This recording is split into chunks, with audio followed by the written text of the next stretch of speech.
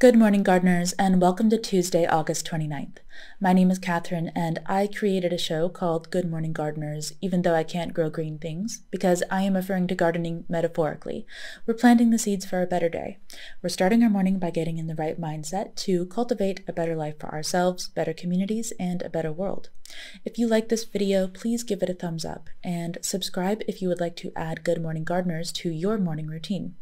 I do my best to wake you up with positive and mentally stimulating ideas, but sometimes I do miss things.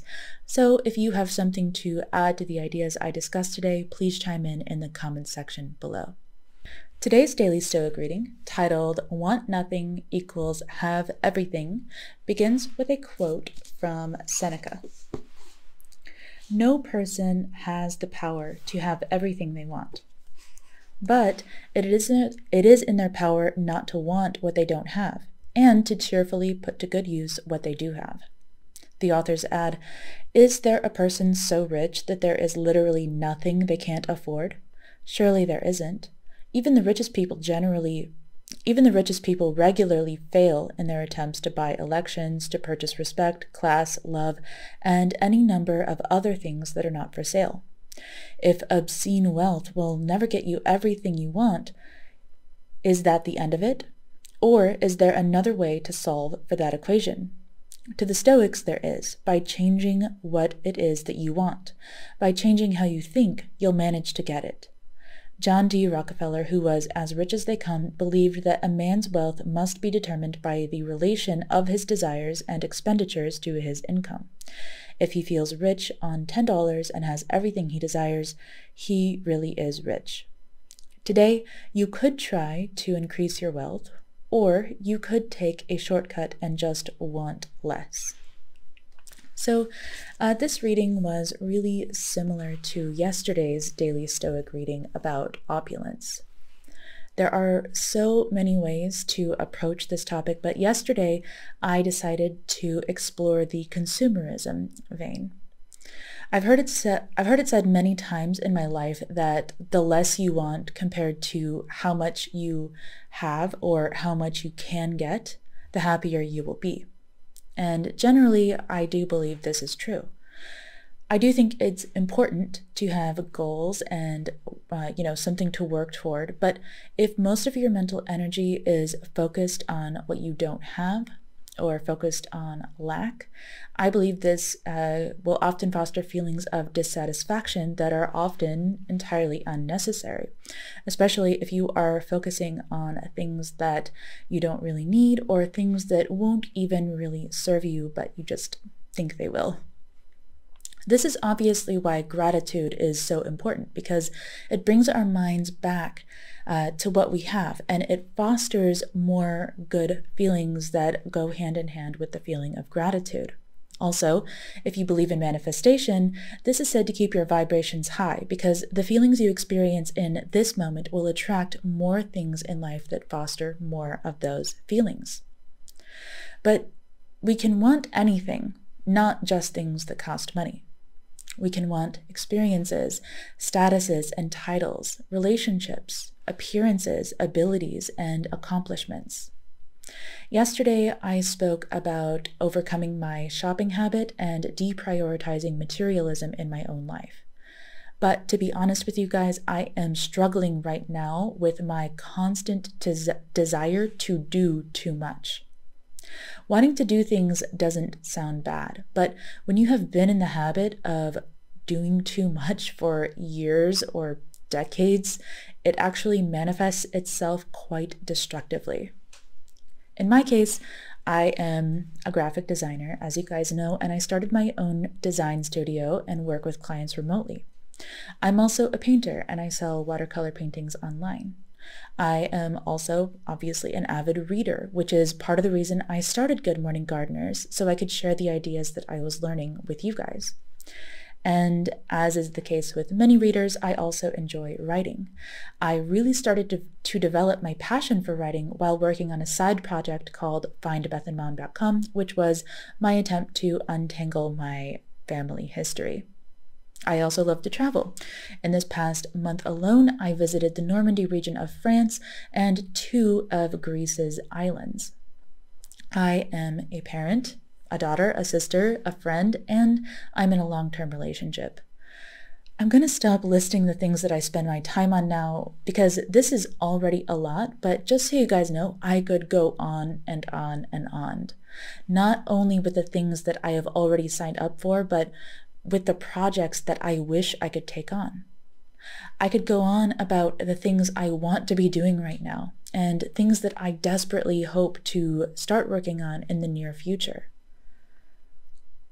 All of this actually has me thinking about a TikTok video that I saw recently, which addressed the tendency in some of us to take on more than we can handle, and how each new thing that we do take on increases the workload or the complexity of our lives exponentially. Instead of doing a reading, I am going to share this idea with you guys for our learning moment this morning.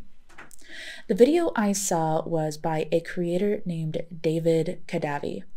I looked him up, and apparently he did a whole podcast episode on this, so I will link that in the description of this video. But basically, he applied the birthday paradox to how many of us tend to take on too much in our lives.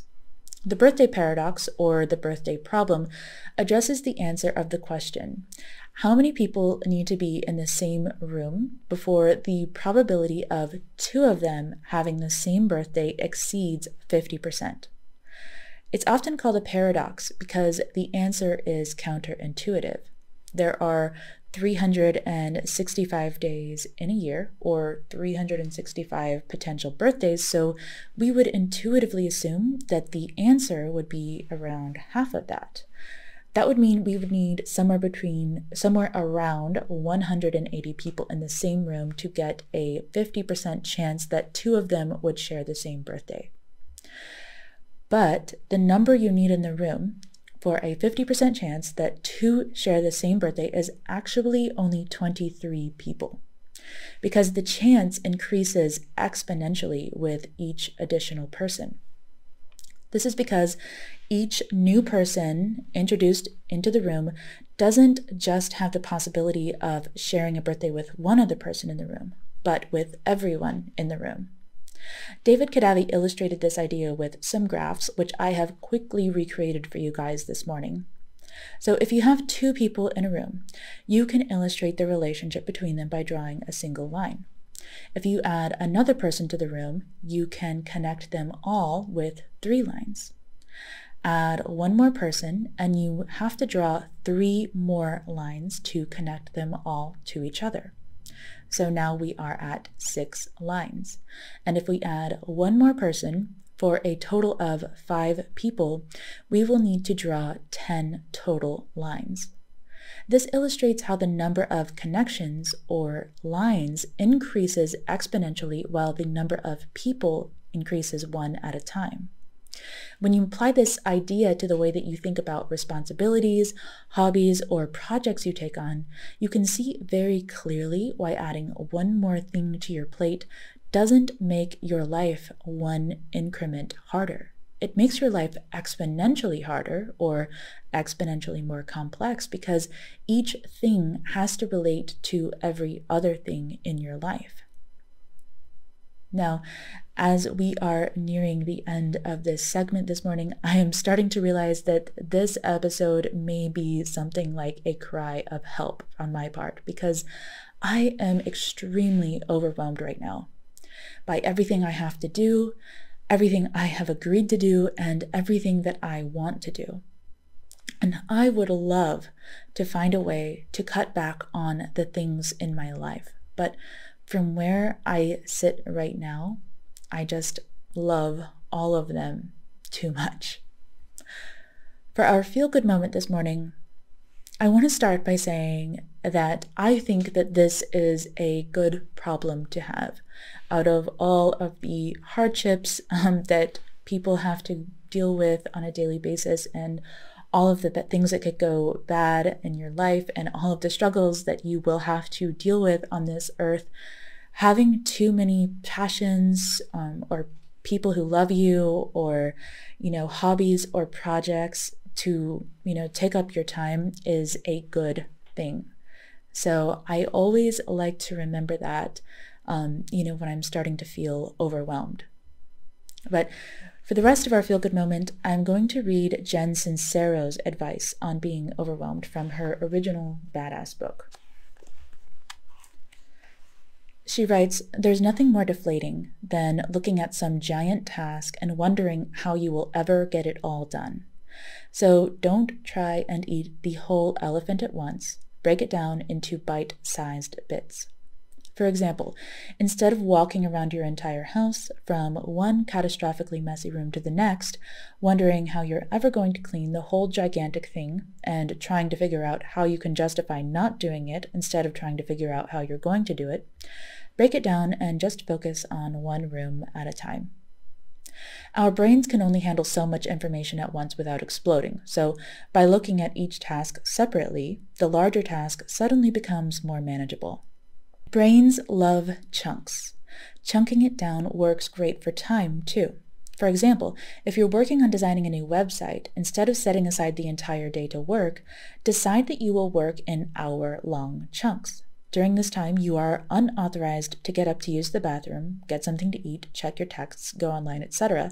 Once your 60 minutes is up, you can take a break and do whatever you want until your next 60-minute chunk. We can do just about anything for 60 minutes. Our brains go into overwhelm when we try and do it all in one big block of time. Do you ever notice that whenever you ask someone how they're doing, about 99% of the time they say something like, "Good, really busy, but good." Busy has become the new "fine, thanks." I mean, where's the fun in that? What kind of message does that send out to the world and ourselves? No wonder we all feel like we're living pinned beneath a giant cement slab of a to-do list. So yes, the first task is to watch your mouth. Stop talking about how busy you are. Focus on what you enjoy about what you do and the spaces in between the doing, instead of feeling weighed down by it all. Decide that you live an awesome, relaxed life full of interesting projects that you love doing, and communicate that to the world and yourself. And then go out and merrily do it. Get some help. If you're feeling totally confused and disorganized and don't know where to start or what to do next, get some outside perspective. A lot of times we're so tangled up in our own lives that we can't see something that's totally obvious to someone else. Ever spend some quality time searching for your glasses when they're sitting right on your head? It's sort of like that. You could spend hours or days or months or forever trying to figure out how to redo your website, or plotting out an exercise regimen, or figuring out how to organize your office, when someone who isn't as buried alive by all the moving parts as you can nail it right away. Get a new pair of eyeballs in the situation. And get someone who knows what they're doing, please. Don't get money advice from someone who's as broke as you are, or dating advice from the terminally single. Or decide that someone's main qualification for helping you is that they'll do it for free or trade. Working with a pro will save you time and money in the long run, because you won't have to spend time undoing or doing over whatever your wimpy first attempt was. Hire a business coach. Ask a friend who is totally together and successful to sit with you. Hire a clutter consultant, and if none of this makes sense for your particular situation, read on. Get into reality. Sometimes we take on more than we can chew because we think we have to do it all, or that the world will fall apart if we don't do everything, or that we are bad, unlovable people if we don't do the 8 million things we're trying to do. So get very real with yourself here. Why are you doing all the things that you're doing? Is it absolutely necessary that you do it all? Do you need to do it all at the same time? Can some of it wait? Be handed off to someone else? Dropped altogether? And if you must do it all, what would make it more enjoyable? Just like chunking down your time, chunking down your tasks take you out of freakouts and puts things into manageable bite-sized pieces. Here's how to break it down. Make your to-do list. Look at it. What needs to happen right now? What can wait? Put these on 2 separate lists. Hide the wait list. What are the big, important tasks on the now list? And what are the piddly ones? Give the piddly ones to someone else, or save them for off hours and spend the day doing the most important tasks. It's called prioritizing, people. The shorter the list you're working with, the better you'll feel. And remember, you're never going to get it all done, so stop stressing about it. Do what you can do in joy, instead of trying to do it all in misery. Figure out which tasks you hate doing or have always been bad at or just don't have time to do, and find someone else to do them. I realize the reason you may not have done this yet is because you can't afford to hire someone, or because you think that you are the best at it, or because you're a control freak, but like many other excuses, the answer is often there. You're just not looking at it properly. If you absolutely had to get some help, if it was a matter of life and death, what would you do? You could get an intern from your local college. You could get a friend or family member to help you out. You could hire someone for just 30 minutes a week and increase as you go. You could sell something to bring in the money to pay someone, or borrow it, or push yourself to make it. You could hand it over to human resources and make it their problem. You could ask your husband to empty the dishwasher and get your teenager to clean out the garage so you'd have more time. Help is all around us. Sometimes receiving it is simply a matter of looking at it differently, or not giving up so easily. Deciding that you can't have something you need or want instantly cuts you off from the flow of manifesting it, as well as distances you from the part that lit you up about it in the first place. Once you think, I can't, the universe is like, alrighty then, no assistance needed here, see you later. Even if you have no idea where it's going to come from, stay open to the possibility of support presenting itself, and you may be surprised by what you can create and how much help you can get. Decide you must have it. Trust that it's available to you, and do everything you can to figure out a way to make it happen, and trust that how it's going to happen will be revealed. For our focus moment today, I'd love it if you could just take one thing that I've shared this morning and use it to cut back on the overwhelm in your life. I always call on you guys to do one thing or take one idea during every focus moment. Because as humans, we can only really do one thing at a time if we are going to do it well. So after you have taken your one idea or your one strategy or your one plan to make your life simpler this morning, if you have any suggestions for me, I would love to read your comments. I hope you found this helpful, and I hope you have a wonderful day. I will speak with you again tomorrow.